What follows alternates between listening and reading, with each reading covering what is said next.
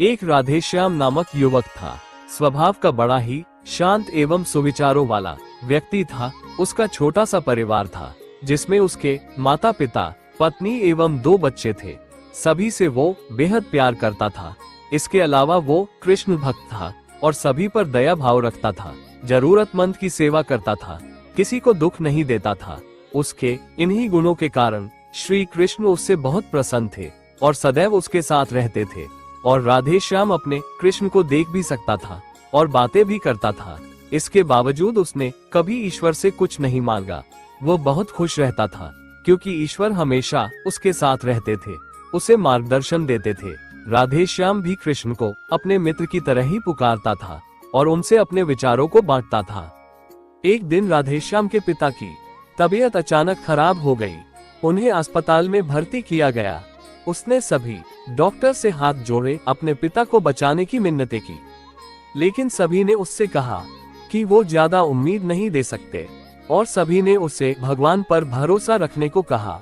तभी राधेश्याम को कृष्ण का ख्याल आया और उसने अपने कृष्ण को पुकारा। कृष्ण दौड़े चले आए। राधेश्याम ने कहा, मित्र तुम तो भगवान हो, मेरे पिता को बचा लो। कृष्ण ने कहा, मित्र ये मेरे हाथों में नहीं है, अगर मृत्यु का समय होगा तो वह होना तय है। इस पर राधेश्याम नाराज हो गया और कृष्ण से लड़ने लगा। गुस्से में उन्हें कोसने लगा। भगवान ने भी उसे बहुत समझाया पर उसने एक ना सुनी। तब भगवान कृष्ण ने उससे कहा, मित्र मैं तुम्हारी मदद कर सकता हूँ, लेकिन इसके लिए तुम्हें एक कार्य करना होगा। राधेश्याम ने तुरंत पूछा, कैसा कार्य?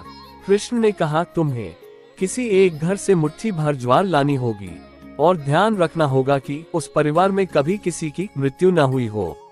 राधेश्याम झट से हाँ बोलकर तलाश में निकल गया। उसने कई दरवाजे खटखटाए।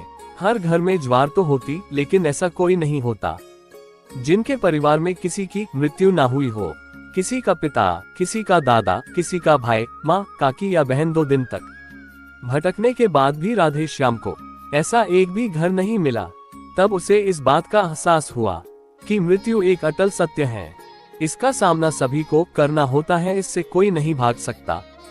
और वो अपने व्यवहार के लिए कृष्ण से क्षमा मांगता है और निर्णय लेता है जब तक उसके पिता जीवित हैं, उनकी सेवा करेगा। थोड़े दिनों बाद राधेश्याम के पिता स्वर्ग से धार जाते हैं। उसे दुख तो होता है, लेकिन ईश्वर की दी उस सीख के कारण उसका मन शांत रहता है। दोस्तों, इसी प्रकार हम सभी को इस सच को स्वीकार करना चाहिए कि मृत्यु एक अटल सत्य है। उसे नकारना मूर्खता है। दुख होता है, लेकिन उसमें फंस जाना गलत है, क्योंकि केवल आप ही उस दुख से पीड़ित नहीं है, अपितु संपूर्ण मानव जाति उस दुख से रूबरू होती ही है। ऐसे सच को स्वीकार कर आगे बढ़ना ही जीवन है।